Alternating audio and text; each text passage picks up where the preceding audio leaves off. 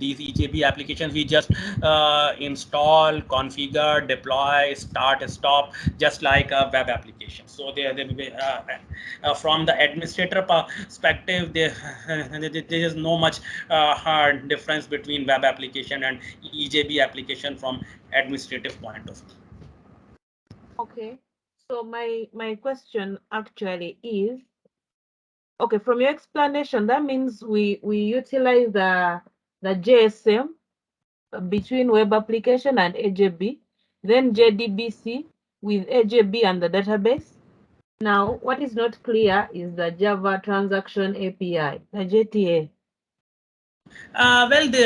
This is just a one version of the diagram. This is not a complete diagram, and it is not a hard and fast rule that you have to follow this kind of interaction or steps to deploy your web application. You can use any kind of interaction or steps here. 5 steps are there. Might be you don't have EJB application, so this does not mean that you must have EJB and message going. You can have only web application that can connect to your database. So these are multiple variants. So don't think about like that. They are all components should be there.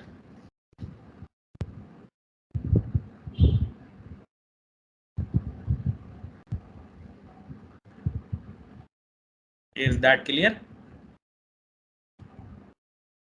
Not so much, but we shall maybe pick it up as we go on with the class. Yeah, I think you should not stuck yourself into that diagram, because these things are not much related to us. Why? Because when we are deploying a Java application, diagram and standards are given to us that we have to deploy the EJB first, or any kind of library first, and that should connect to this kind of database. So this is not our discretion or not our decision that how application will work. This is related to the application vendor or developer, how application has been developed. Like if application wants to use any module, so it's up to that application. If application don't want to use the JTA, JDB or any kind of thing, so it depends on the application. We just follow that document and make things ready for that thing. So the diagram, this diagram is just an example, just an example. It is not a rule that you should follow only this kind of steps when you are deploying an application. It purely and strictly depends on your application and your application vendor. Like let me give you another example. There's an Oracle product, Oracle utilities product. Oracle has its own product for utilities domain. Utilities are these gas, water, and these things are called utilities. So Oracle has a separate product line for utilities, and those are Oracle web applications. And you will be amazed to know that those applications are web applications, but those applications does not use WebLogic to connect the database. Those application has its own connector to directly connect the database. They don't use the WebLogic database JDBC component at all. When I first got to know that point, I surprised that how it is possible. But any configuration in WebLogic is possible.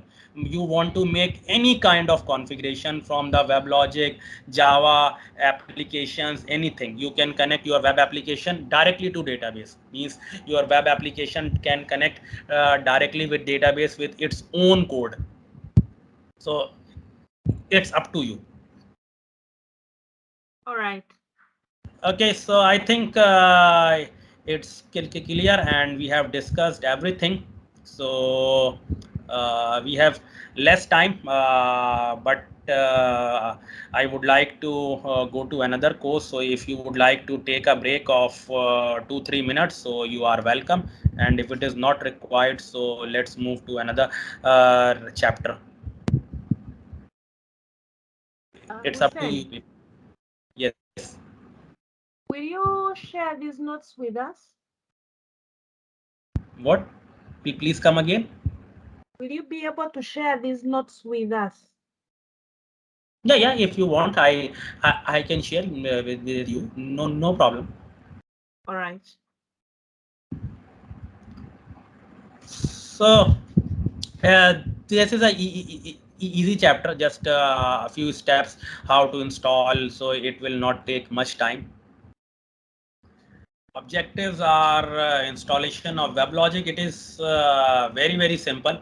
Unlike from any other product, I don't know if you have installed Oracle database or not, but it is quickest and easiest than Oracle database.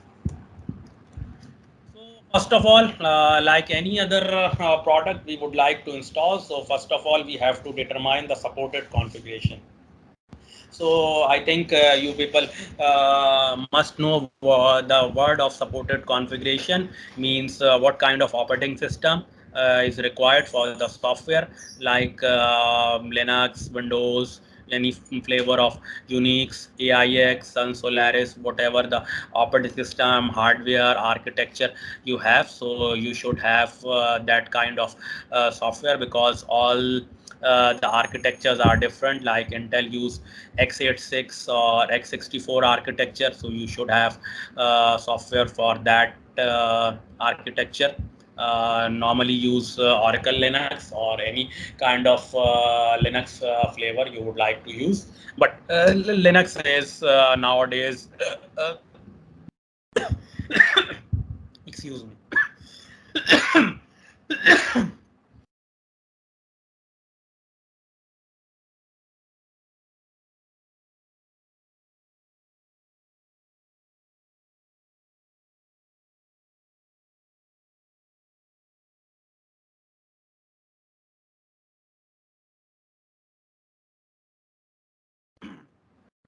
Yes. So I was talking about the operating system requirements. Beside that, you have resources, how much CPU, memory, and storage is required for your software.